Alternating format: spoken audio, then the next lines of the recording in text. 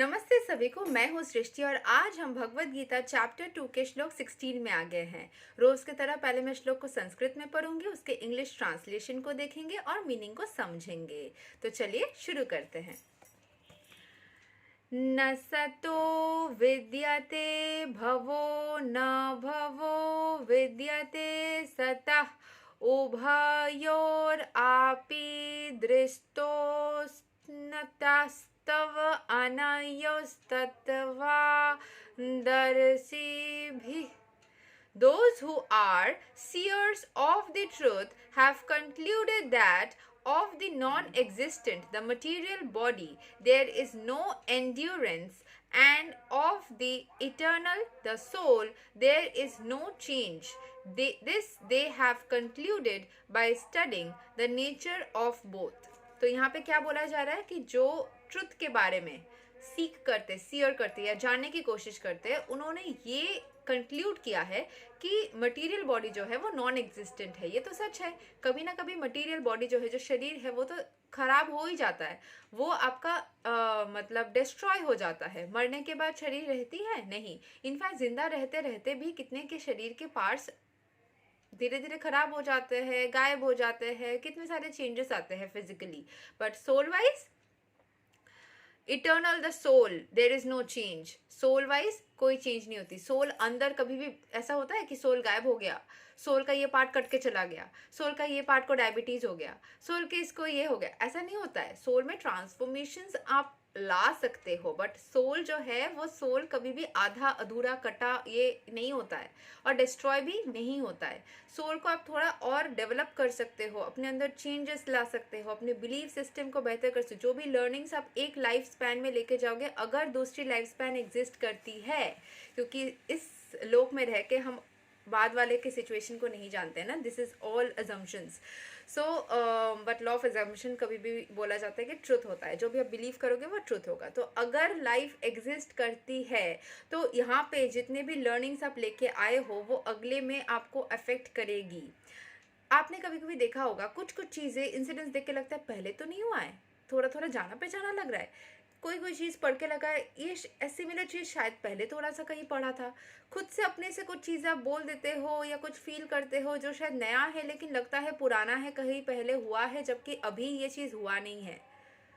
वो past life से जुड़ा हुआ रहता है। कहीं ना कहीं आप शायद ये माना जाता है अगर पास्ट लाइफ एग्जिस्ट करती है या फिर कुछ और है जो कि इस जन्म से पहले कुछ ना कुछ तो होता है जो ऐसी फीलिंग्स जनरेट करवाती है। कुछ लोगों से मिलके लगता है इंस्टेंट कनेक्शन बनती है, कुछ लोगों से मिलके लगता है कि इसको मैं पहले से जानती हूँ, पहले से जानता हूँ, कुछ तो बात है। So there is some kind of bond, some kind of situations जो आपके लाइफ में ऐसा फील करवाती है। वो सोल पहचान जाता है, वो आपका बॉडी नहीं पहचानेगा। आप उसको हैंड से टच करके या उसको टच से ही समझोगे, ऐसा नहीं है। आप उससे मिल के इंटरेक्शन से ही आपको लगने लगेगा कि दिस इज सो सिमिलर। तो वो क्यों होता है? वो इस वजह से होता है क्योंकि आपका सोल जो है ना वो सब कुछ याद रखता है। हो सकता है इस बॉडी के अंदर रह के आपके ब्रेन में वो एग्जैक्ट नहीं याद आ रहा है, because that is not work of the brain, but you feel that. Feel कौन करता है? हार्ट तो ब्लड को पंप करता है, बट सोल फील करता है। जो फीलिंग वाली चीज़ है ना, that you feel from your soul. तो वो सोल ऑब्वियसली चोट लगती है, मन में बिखरता है, तो सोल उस तरीके से अफेक्ट होता है। लेकिन सोल कभी भी डिस्ट्रॉय या डिवाइडेड या ये सब चीज़ नहीं होते। दिस इज एनर्जी, ठीक है। तो ये जो चीज़ हम फील करते हैं ना अंदर ही अंदर, वो सोल फील करता है क्योंकि सोल को पता है कि पहले भी ये शायद फीलिंग जनरेट हुई थी। जो सोल ने एक्सपीरियंस किया था वो सोल फीलिंग सोल को याद है। कैसा होता है जब हम कभी भी किसी भी गर्म चीज़ को पकड़ लेते हैं, जो बचपन में सिखाया जाता है, पहली बार पकड़ लेते हैं, हमें पता है ये गर्म है तो हम हाथ नहीं लगाते ऐसे झटके से, या फिर कोई गर्म चीज़ हमारे ऊपर आने वाली होती है तो हम हट जाते हैं। किसी से धक्का लगने वाला है तो हम हट जाते हैं। क्यों? क्योंकि वो ब्रेन इस लाइफ टाइम में जान गया है, साथ ही साथ फील भी किया है हमने, तो सोल को वो फीलिंग भी पता है। सिमिलरली जो इस लाइफ टाइम से जुड़ा हुआ नहीं है वो ब्रेन को शायद इस लाइफ टाइम में नहीं है बोल के उस तरीके से याद नहीं है, लेकिन सोल को वो फीलिंग पता है। तो उस फीलिंग से आप उस चीज़ को महसूस कर सकते हो, बिकॉज सोल इज इटर्नल। तो चलिए यहाँ पर जो एक्सप्लेनेशन है उसको थोड़ा पढ़ लेते हैं। There is no endurance of the changing body, that the body is changing every moment by the actions and reactions of the different cells is admitted by modern medical science, and thus growth and old age are taking place in the body. Body में हर वक्त changes होता जा रहा है, इसीलिए हमारे body के structure में, शेप में, फेस स्ट्रक्चर, हर चीज़ में बदलाव आते हैं. हम छोटे से बड़े होते हैं, दिखने में अलग हो जाते हैं, फिर ओल्ड एज में चले जाते हैं, तो बॉडी में चेंजेस हमेशा होती रहती है. But the spirit soul exists permanently, remaining the same despite all changes of the body and the mind. तो सोल को क्या है ना, वो परमानेंटली एग्जिस्ट करता है. अगर हमारा बॉडी चेंज हो गया, ब्रेन चेंज हो जाएगा ना बॉडी के साथ साथ, हर बॉडी के साथ आपके ऑर्गन्स भी मिलते हैं अलग अलग, तो उसमें आपका माइंड जो है, मतलब ब्रेन जो है वो बदल जाएगा और बॉडी भी बदल जाएगा, फिर भी सोल जो है वो इंटैक्ट रह जाएगी और उसकी फीलिंग्स जो उसने एक्सपीरियंस किया है वो भी उसको हमेशा याद रह जाएगी. This conclusion is established by classes of seers of the truth, both impersonalist and personalist. In the Vishnu Purana, it is stated that Vishnu and his abodes all have self-illuminated spiritual existence. Jyotimsi Vishnur Bhuvanani Vishnu. The word existent and non-existent refer only to spirit and matter. That is the version of all seers of the truth. तो जिसने truth के बारे में जानने की कोशिश किया है, उन सभी ने इस बात को कबूला है या फिर सही माना है कि बॉडी जो है वो पेरिशेबल है एंड सोल जो है वो इम्पेरिशेबल है. कहीं पे भी किसी के पास जाके आप पूछ लो, सभी इस बात से अग्री करते हैं. This is the beginning of the instruction by the Lord to the living entities who are bewildered by the influence of ignorance. Removal of ignorance involves the re-establishment of the eternal relationship between the worshipper and the worshipable, and the consequent understanding of the difference between the part and parcel living entities and the supreme personality of Godhead. तो एकदम in the beginning of instruction by the Lord, एकदम शुरू में क्या बोला जा रहा है, उन्होंने लिविंग एंटिटीज को ये चीज़ समझाने के लिए बोला है ताकि वो इग्नोरेंस में या फिर अज्ञानता में ना रहे. इग्नोरेंस को हटाने के लिए उनको इटर्नल रिलेशनशिप इस्टेब्लिश करना पड़ेगा वर्शिपर जो वर्शिप कर रहे हैं और वर्शिपेबल यानी कि भगवान के साथ में एक रिलेशनशिप अगर आप रखोगे तभी आप इग्नोरेंस से निकल के आ जाओगे. And the consequent understanding of the difference between the part and parcel, जो अलग अलग एंटिटीज, लिविंग एंटिटीज है दुनिया में, supreme personality of God head है, ये सारे चीज़ों के बारे में अगर आपका सही ज्ञान धीरे धीरे लेते रहोगे तो आपको सारे जो आप इग्नोरेंस है वो मिट जाएगा. ऑब्वियसली आप जितना इन्फॉर्मेशन लोगे उतना अपना नॉलेज बढ़ता चला जाएगा. एंड ईश्वर के प्रति समर्पित भी करना यहाँ पे इम्पॉर्टेंट है. One can understand the nature of the Supreme by thorough study of oneself. Supreme के बारे में जानने के लिए खुद के अंदर झांको, सेल्फ लव करो. सेल्फ आप कैसे हो, आप कैसे सोचते हो, आप किस तरीके से फील करते हो, क्योंकि हम सभी ईश्वर के ही एक एक अंश है. तो खुद को अगर हम जान लेंगे तो ईश्वर के एक अंश के बारे में एटलीस्ट हमें नॉलेज मिल जाएगी.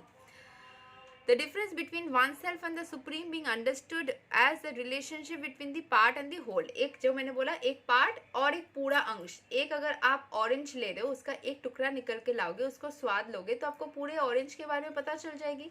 एक पूरे ऑरेंज में इतने ही बहुत सारे चीज़ें हैं. अभी अगर मैं बताऊं कि ईश्वर को सिर्फ एक ऑरेंज के तरीके से नहीं लो, क्योंकि सारे लोग जो है यूनिक पीसेस है, तो उस तरीके से देखा जाए तो आप एक पर्टिकुलर अर्थ को लो, उसमें आपको ट्रीज भी मिल जाएंगे, रिवर भी मिल जाएगा, सन भी मिल जाएगा, मून भी मिल जाएगा, बहुत सारे एनिमल्स, प्लांट्स मिल जाएंगे जो कि इस अर्थ को कंप्लीट करते हैं. तो उसमें से आप अगर एक अंश हो तो आपके रिमूवल से वो चीज़ इनकम्प्लीट होता है और आपके रहने से वो चीज़ कंप्लीट होता है. तो आप खुद को जानोगे तो आप वो पूरे जो सुप्रीम है उनके एक पार्ट को जान जाओगे. In the Vedanta Sutras as well as the Srimad Bhagavatam, the Supreme has been accepted as the origin of all emanations. Such emanations are experienced by superior and inferior natural sequences. The living entities belong to the superior nature as it will be revealed in 17th chapter. तो जो भगवत गीता में बोला गया है, जो supreme है वही सारे जो सिचुएशंस हो रहे हैं ना, उनके सोर्स है, उनसे ही सारा चीज़ स्टार्ट हुआ है और उनमें ही जाके वो सम्मिलित हो जाएगा. तो जितने भी सारे सीक्वेंसेस हो रहे हैं, सुपीरियर बहुत बड़े से सुपीरियर हो या इंफीरियर हो, छोटे बड़े, हर एक सीक्वेंस को such emanations are experienced by superior inferior natural sequences. छोटे बड़े हर कोई इसको एक्सपीरियंस करते हैं. उनसे जो तेज निकलता है या फिर उनसे जो चीज़ निकल के आ रही है, वो हर कोई ही इस चीज़ को एक्सपीरियंस करते हैं. And although there is no difference between the energy and the energetic is accepted as a supreme and the energy or nature is accepted as a subordinate. जो एनर्जेटिक है, जिससे सबको एनर्जी मिल रही है, वो है सुप्रीम. एंड उनके ही वो छोटे छोटे बहुत सारे, अगर आप मान लो कि आप एक करंट चला गया है, तो आप जनरेटर से या इन्वर्टर से आप एनर्जी को खींचोगे, तो उसको पहले खुद बहुत ज़्यादा एनर्जाइज्ड होना पड़ेगा, एनर्जेटिक होना पड़ेगा, तब उससे आप पूरे घर में मतलब इलेक्ट्रिसिटी को खींच सकते हो, उससे आप चीज़ों को ऑपरेट कर सकते हो. तो हर एक जगह पे जो एनर्जी जल रही है, उसके लिए, उसको जलाने के लिए जो सोर्स होगा, उसको भी filled with lot of energy होना होगा, उसको एनर्जेटिक होना होगा, तभी वो सबको एनर्जी दे सकता है. तो ईश्वर वो एनर्जेटिक सोर्स है जो हम सभी एनर्जीज को एनर्जी प्रोवाइड करते रहते हैं. The living entities therefore are always subordinate to the Supreme Lord, as in the case of the master and the servant, or the teacher and the taught. Such clear knowledge is impossible to understand under the spell of ignorance, and to drive away such ignorance, the Lord teaches the Bhagavad Gita for the enlightenment of all living entities for all time. Ignorance रहेगी अगर हमारे अंदर, अज्ञानता रहेगी, तो हमें नहीं समझ में आएगी. समझने की कैपेबिलिटी ही नहीं है, तो एक चीज़ को कैसे समझेंगे. तो उस कैपेबिलिटी को इंक्रीज करने के लिए पहले भगवत गीता को पढ़ना, उसको समझना इम्पॉर्टेंट है. तभी हम parts and parcels of the world, rules of the world, कैसे जीना चाहिए, कैसे चलना चाहिए, इन सभी चीज़ों से अवगत हो जाएंगे एंड उस चीज़ को समझ भी पाएंगे एंड ज़िंदगी को आसानी से जी पाएंगे. ज़िंदगी कभी कभी बहुत मुश्किल लग सकती है, जीना बहुत आसान नहीं है ऐसा लग सकता है, लेकिन अगर आप उसके सार को समझ जाएंगे ना, तब आपको ये मुश्किल भी आसान लगने लगेगी. देख लेना, ऐसा ही होता है. यही तक था श्लोक नंबर 16. अगले वीडियो में हम श्लोक नंबर 17 को कवर करेंगे. तब तक के लिए हरे कृष्ण.